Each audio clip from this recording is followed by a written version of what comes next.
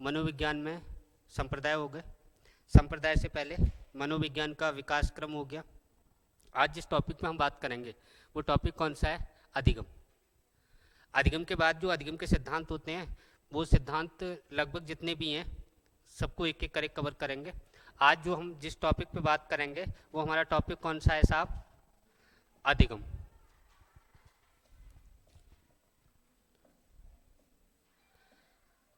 जिसको अंग्रेजी में बोलें लर्निंग, अधिगम को क्या बोलते हैं? लर्निंग। इस अधिगम का शाब्दिक अर्थ क्या होता है? सीखना।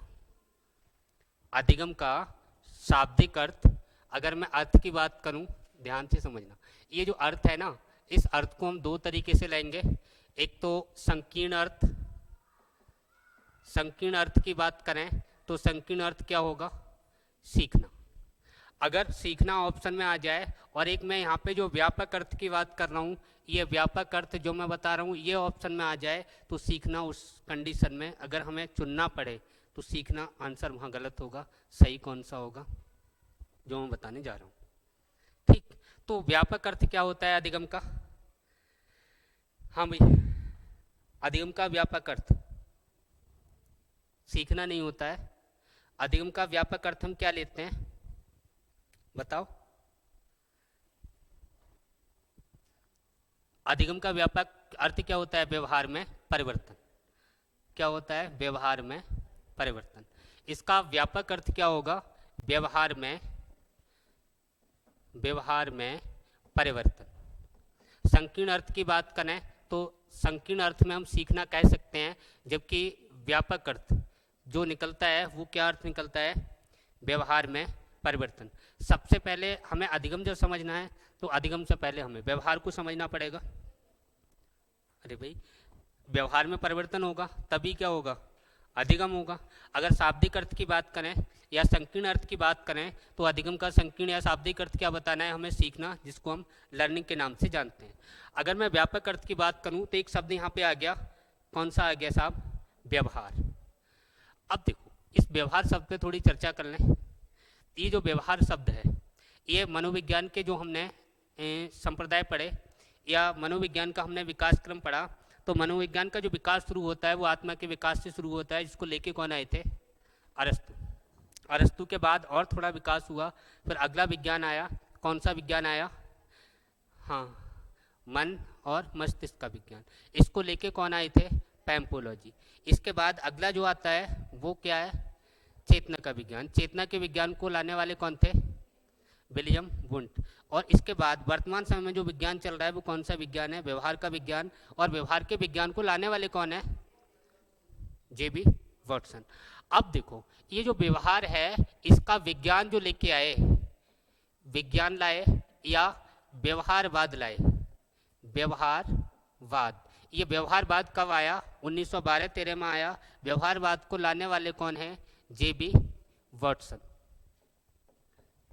लेकिन ये व्यवहारवाद लेके आए हैं, ठीक है, व्यवहार के बारे में इन्होंने बताया वो भी ठीक है, लेकिन व्यवहार शब्द इन्होंने नहीं दिया।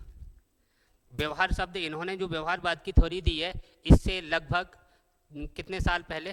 5-7 साल पहले ये शब्द आया है। और इस शब्द को लाने वाला कौन है या व्यवहार शब्द का जनक कौन है या व्यवहार शब्द किसने दिया? मैकडूगल ने। किसने दिया? विलियम मैकडूगल ने। और विलियम मैकडूगल ने ये कब दिया? 1905 में। इन्होंने भाई साहब ने एक पुस्तक लिखी और इस पुस्तक का नाम क्या था? Outline of psychology. Outline of psychology. ये शब्द देने वाले कौन हैं? मैकडूगल। अब बात ये आई व्यवहार होता क्या है। देखो, मन में जो विचार आया वो तो चेतना है, संवेदना है। उस चेतना का बाह्य प्रकाशन हुआ वो संवेदना है। चेतना का बाह्य प्रकाशन हुआ वो क्या है? संवेदना या बोले संवेग। जो जिनका बाह्य प्रकाशन हो जाए, चेहरे से झलकने लगे, दिखाई देने लगे, वो क्या होगा? संवेग। और जो व्यवहार है, ये व्यवहार क्या होगा? मन में जो विचार आया, जो संवेग उत्पन्न हुआ, जो विचार आए, उनका अगर क्रियात्मक रूप दे दिया जाए तो विचारों का जो क्रियात्मक रूप है उसी को क्या कहा जाता है? व्यवहार। व्यवहार की अगर परिभाषा पूछे या व्यवहार क्या होता है, तो विचारों का क्रियात्मक रूप, विचारों का क्रियात्मक रूप क्या कहलाता है? विचारों का क्रियात्मक रूप क्या कहलाता है? व्यवहार। ठीक है, या इसको ऐसे भी कह सकते हैं, दूसरे शब्दों में अगर हम लिखना चाहें तो व्यवहार को हम और क्या लिख सकते हैं? व्यक्ति द्वारा बाह्य रूप में दिखाई देने वाली क्रिया को क्या कहेंगे? व्यवहार। देखो, व्यक्ति द्वारा कोई क्रिया की जा रही है और व्यक्ति द्वारा बाह्य रूप में जो क्रिया दिखाई देती है, ठीक है, व्यक्ति द्वारा बाह्य रूप में दिखाई देने वाली क्रिया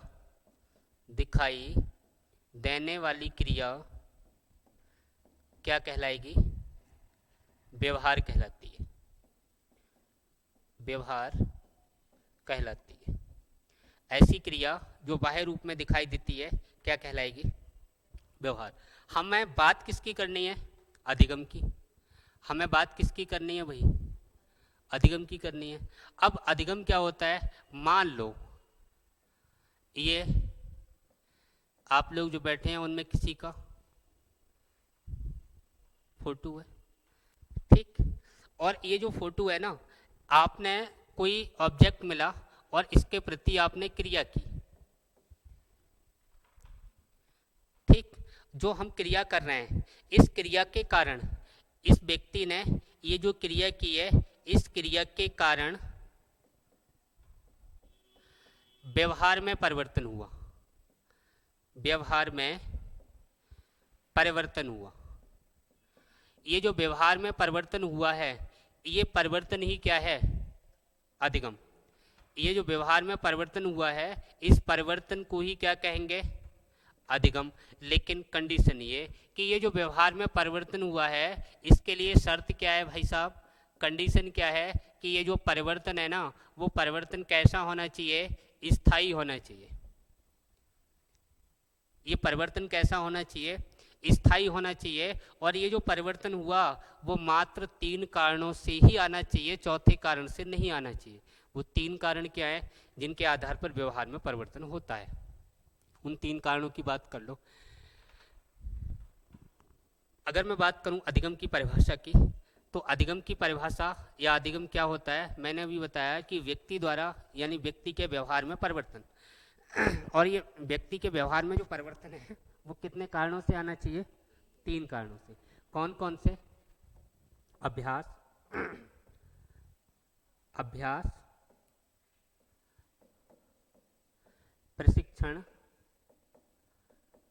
प्रशिक्षण और अनुभव।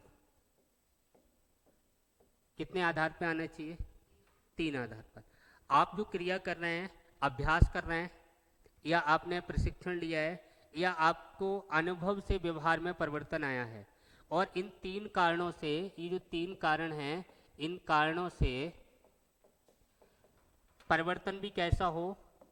स्थायी परिवर्तन हो। कैसा परिवर्तन हो? स्थायी परिवर्तन। तो इसी स्थायी परिवर्तन को हम क्या कहेंगे? अधिगम। सीधी सीधी परिभाषा अगर हम लिखना चाहें तो परिभाषा क्या लिखेंगे? बताओ। हाँ, अभ्यास, प्रशिक्षण और अनुभव के द्वारा व्यक्ति के व्यवहार में होने वाले स्थायी परिवर्तन को ही अधिगम कहते हैं। ठीक है, लिख लो अधिगम। इसमें परिभाषा में लिख दे रहा हूं मैं। अभ्यास, प्रशिक्षण, अभ्यास, प्रशिक्षण, अभ्यास, प्रशिक्षण और अनुभव। अनुभव के आधार पर व्यवहार में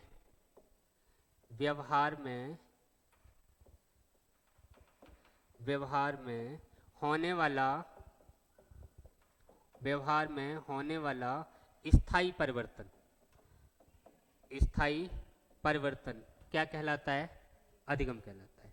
अब अधिगम के लिए मैंने 3 बातें बताई कि अभ्यास के द्वारा हो सकता है, प्रशिक्षण के द्वारा हो सकता है, अनुभव के द्वारा हो सकता है। अब अभ्यास के द्वारा कैसे? आप जब बचपन में थे तो आपको साइकिल चलाना नहीं आ रही, आपने क्या किया? साइकिल चलाने का अभ्यास किया, 1-2 बार पटकी भी खाई, 1-2 बार चोट भी खाई। अगर आपको बचपन में, आज जैसे आप लिखते हो, ये आपको बचपन में लिखना नहीं आता, हो सकता है 1-2 बार चांटा भी खाया हो सकता है डांट भी खाई हो। तो ये जो हमने अभ्यास किया और इस अभ्यास के कारण जो व्यवहार में हमारे में स्थायी परिवर्तन हुआ है, वही क्या है? अधिगम। दूसरी बात, प्रशिक्षण। आपने बीएड किया, आपने बीटीसी की, आपने प्रशिक्षण किया है, और जो प्रशिक्षण के आधार पर आपके व्यवहार में जो परिवर्तन हुआ, वो भी क्या है? अधिगम। अनुभव।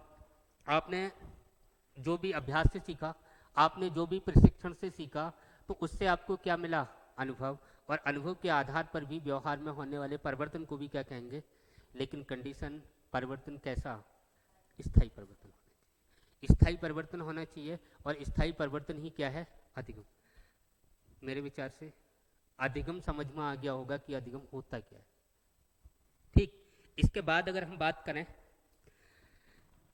पूछा जाता है क्वेश्चन और विकल्प दिए जाएंगे कि निम्न में क्या अधिगम है, क्या नहीं है। तो अधिगम क्या है उसकी बात कर लें, और अधिगम क्या नहीं है उसकी भी बात कर लें।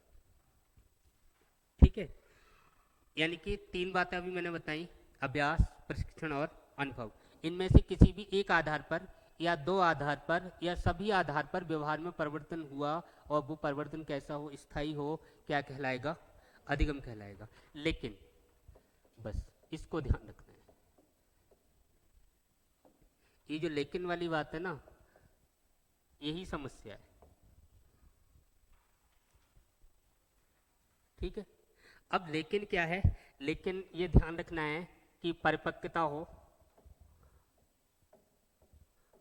परिपक्वता, बीमारी हो, मादक पदार्थों का सेवन हो, मादक पदार्थों का सेवन हो, मादक पदार्थों का सेवन हो, संवेगात्मक विकास हो, संवेगात्मक विकास हो, संवेगात्मक विकास हो, या फिर थकान हो, थकान हो, बीमारी हो, बुखार हो, दस्त छूट जाए, ऐसी स्थिति में तुम्हारे व्यवहार में जो परिवर्तन हुआ, वो परिवर्तन अधिगम नहीं है। अरे बात बताओ, अगर मान लो तुम्हारी तबीयत खराब है भी, और तबीयत खराब हो गई तो व्यवहार में तो परिवर्तन होगा, जो व्यवहार में परिवर्तन हुआ वो क्या अधिगम है? नहीं। तो अधिगम क्या है? जो अभ्यास, प्रशिक्षण और अनुभव के आधार पर ही व्यवहार में परिवर्तन होना चाहिए, यही क्या होगा? अधिगम होगा। अब अगर मूल प्रवृत्ति है, मूल प्रवृत्ति, ये भी अधिगम में नहीं आती है। संवेगात्मक विकास है, ये भी अधिगम में नहीं आता है। आदि के कारण, आदि के कारण व्यवहार में, व्यवहार में हुआ परिवर्तन, हुआ परिवर्तन अधिगम नहीं है। बस इसको रटना है, ध्यान रखना है, क्वेश्चन यहाँ से बहुत ज़्यादा पूछे गए। अधिगम नहीं है। अगर मान लो परिपक्वता, मैच्योर व्यक्ति होता है, तो कुछ आदतें हैं जो स्वतः ही खत्म होती चली जाती हैं, जो व्यवहार में मैच्योर होने के बाद व्यवहार में जो परिवर्तन हुआ, वो क्या आपसे पूछा जाए, कोई आपसे पूछे कि परिपक्वता अधिगम है, क्या बताओगे? बिल्कुल नहीं है। आपसे कोई पूछे बीमारी के कारण तुम्हारा स्वभाव मान लो चिड़चिड़ा हो गया, या बीमारी के कारण आप निष्क्रिय हो गए, एक्टिव नहीं है, तो क्या व्यवहार में तो परिवर्तन हुआ, लेकिन हुआ तो क्या ये अधिगम है? नहीं है।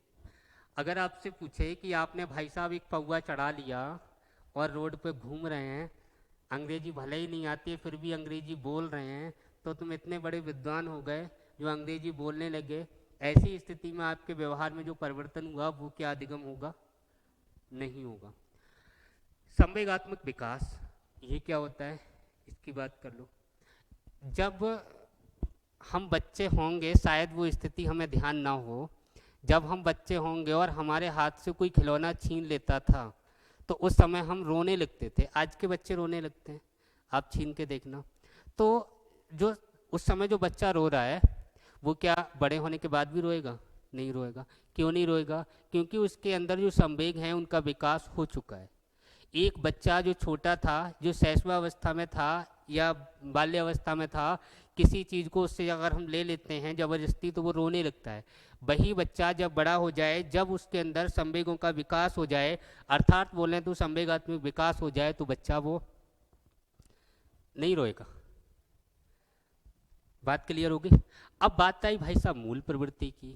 ये मूल प्रवृत्ति क्या है? ये जन्मजात होती है, जन्म से ही होती है। और मूल प्रवृत्ति क्या? जैसे ये बच्चे से हम जो खिलौना छीन रहे हैं, वो बच्चा रोने लगा तो बच्चों की ये मूल प्रवृत्ति है। दूसरी बात, अगर आप केला लेके जा रहे हैं, थैली में है, थैले में नहीं है, दिखाई दे रहे हैं, बंदर की साइड में बैठा है, पीछे से आएगा, झपटेगा, ले जाएगा। और बंदर जो केला आपसे छीन के ले गया, ये बंदर की क्या है? मूल प्रवृत्ति है। और सुनो, आप लोग सब्जी बनाते होगे, बनाते नहीं होगे, प्याज काटी होगी खाने को, जो प्याज काटी और प्याज काटने पर या लहसुन काटने पर जो आंखों में आंसू आते हैं, ये भी क्या है? मूल प्रवृत्ति। उस समय कोई आप दिल से थोड़ी रो रहे हैं, अगर कोई पूछेगा तो हंस देंगे।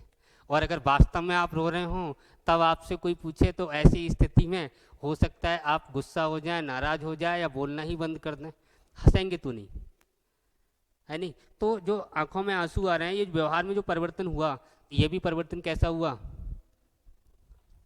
कैसा है? स्थायी परिवर्तन है क्या? नहीं है। और स्थायी परिवर्तन नहीं है तो क्या है? ये अधिगम भी नहीं है। तो वही मैंने लिखा है कि परिपक्वता के कारण व्यवहार में परिवर्तन आए, बीमारी के कारण आए, मादक पदार्थों के सेवन के कारण आए, संवेगात्मक विकास के कारण आए, या मान लो आपने आज दिन भर बहुत काम किया, शाम को आप थक गए और थकान के कारण आप किसी से ठीक से बात नहीं कर रहे, किसी से आप जोर से फ़ोन पे बात नहीं कर पा रहे, दूसरा चिल्ला रहा है, आवाज़ नहीं आ रही है, और इधर तुम्हारी जान वैसे ही निकली हुई है। अब दूसरा वैसे ही नाराज़ हो रहा है कि जोर से नहीं बोला जा रहा, आप बोलें कहाँ से? पूरे दिन तो मेहनत की है। अब ऐसी स्थिति में ये जो थकान हमें हुई, इसके कारण जो हमारे व्यवहार में परिवर्तन हो रहा है, ये कोई अधिगम थोड़ी है।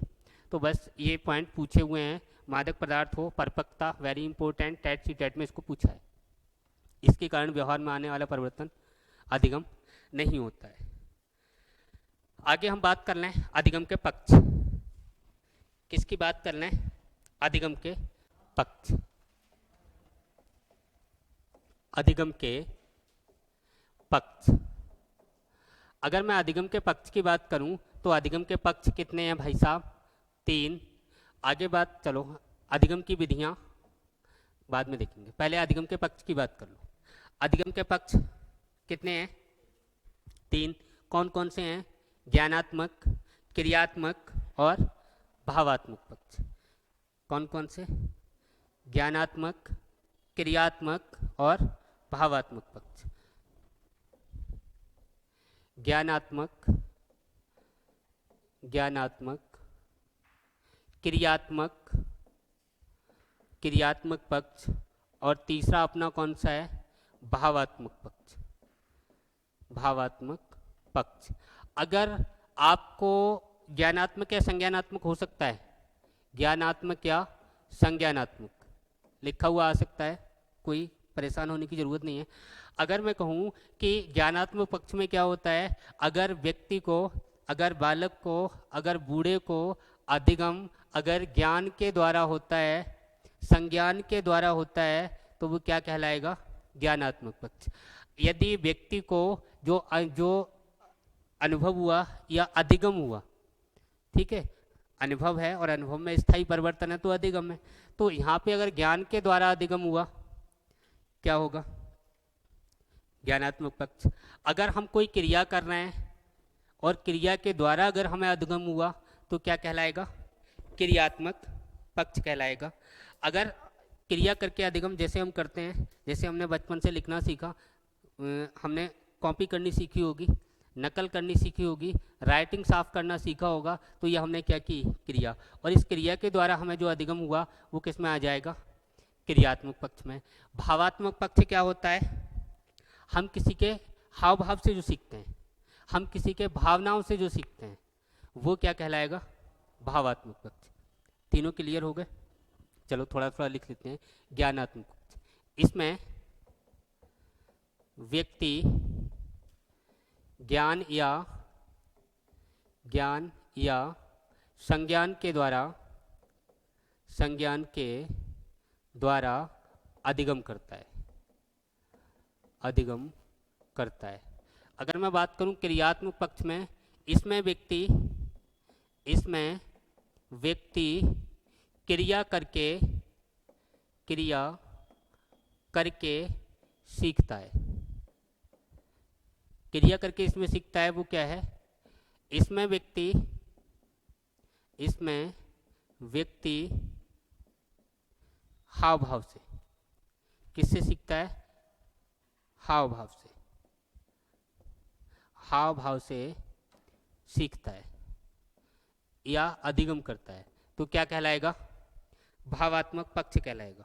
अगर मैं बात करूं अधिगम के प्रकार, अधिगम के पक्ष हो गए, अगला देखें अधिगम के प्रकार। तो अधिगम के प्रकार भी कितने हैं? अधिगम के प्रकार कितने बताओगे? 3। और ये अधिगम के जो 3 प्रकार हैं भाई साहब, ये कौन कौन से हैं? अधिगम के 3 प्रकार हैं, कौन कौन से हैं? गामक अधिगम, प्रतिबोधनात्मक अधिगम, और तीसरा कौन सा है? बताओ। अरे 3 अधिगम के पक्ष हैं। कौन कौन से अधिगम के पक्ष हैं? गामक अधिगम, दूसरा कौन सा है? प्रतिबोधनात्मक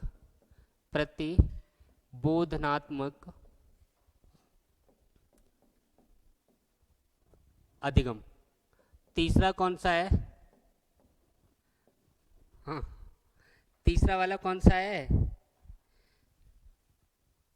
संकल्पनात्मक अधिगम।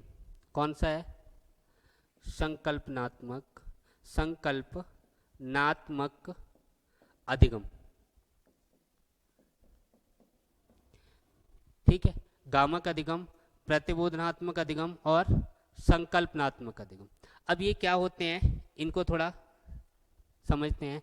ये जो गामक अधिगम है ना, ये अगर आपसे पूछा जाए कि गामक अधिगम मोस्टली, अधिकांश किस अवस्था में होता है?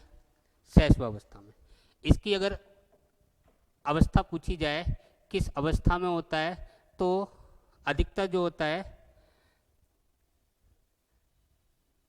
कौन सी अवस्था में बताओगे? शैशवावस्था में। अवस्था कौन सी हो जाएगी? शैशवावस्था में। शैशवावस्था में। दूसरी बात, ये अधिकतर कौन करता है? तो अधिकतर बच्चे करते हैं। कौन करते हैं? बच्चे करते हैं। अधिकतर बच्चे, बोले तो शिशुओं के द्वारा किया जाता है। शिशु, चाहे तो बच्चे लिख लो, बच्चे करते हैं। और ये बच्चे इस अधिगम को करते हैं। ये बच्चे जो करेंगे, ये इसमें किस विधि का प्रयोग करते हैं? अरे छोटे छोटे बच्चे हैं, ये किस विधि के द्वारा अधिगम करेंगे? अनुकरण विधि के द्वारा। अरे छोटे छोटे बच्चे हैं, जब छोटा बच्चा होता है तो उनसे पहले बेटा, पापा, मम्मी, यहीं से स्टार्टिंग होती है। तो ये जो हम यहाँ पे क्या करवा रहे हैं बच्चे से? अनुकरण। या मान लो आपके घर में कोई पिताजी हैं, वो आपके चाचा से, ताऊ से, किसी से नाम लेके बुला रहे हैं, ए रमेशा, तो छोटा बच्चा है ना, वो भी यही कहेगा। तो ये बच्चा क्या कर रहा है यहाँ पे? अनुकरण द्वारा सीख रहा है। तो यहाँ पे जिस गामक अधिगम में जिस विधि का ये प्रयोग करते हैं, वो विधि कौन सी है? अनुकरण विधि। अनुकरण विधि। किस विधि का प्रयोग करते हैं? अनुकरण विधि।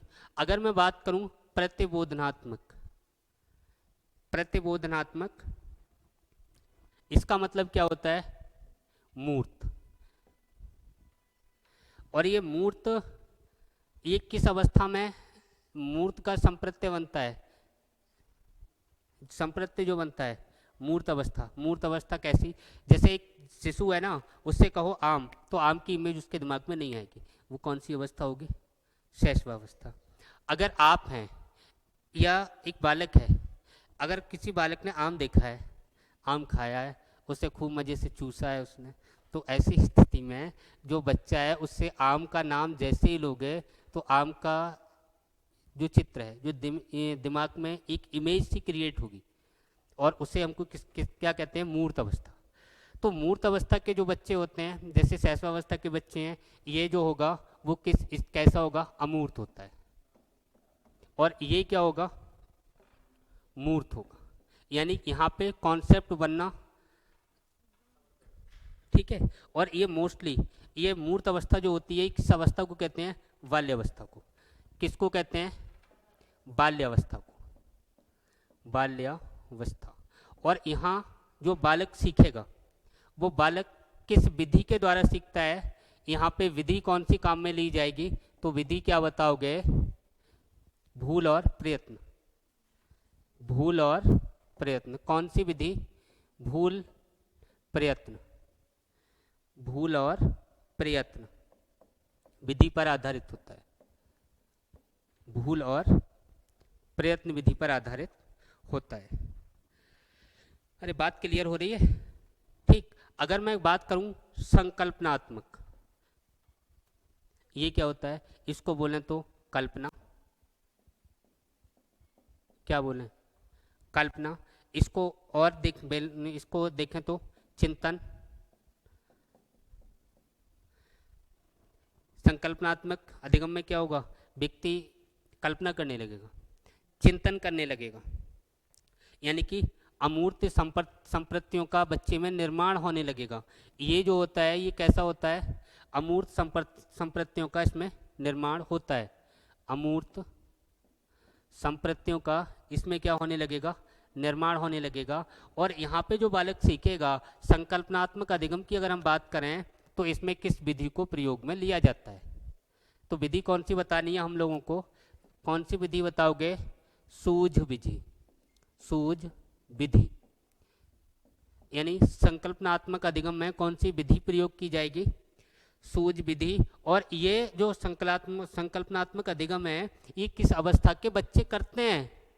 तब क्या बताना है? किशोरावस्था के बच्चे। क्या बताना है? किशोरावस्था।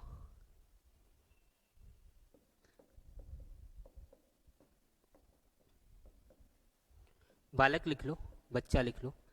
तो किशोरावस्था के जो बच्चे होंगे वो किस विधि को काम में लेंगे? इसमें कॉन्सेप्ट कैसा होगा? अमूर्त होगा। एक संप्रत्ति का निर्माण होगा।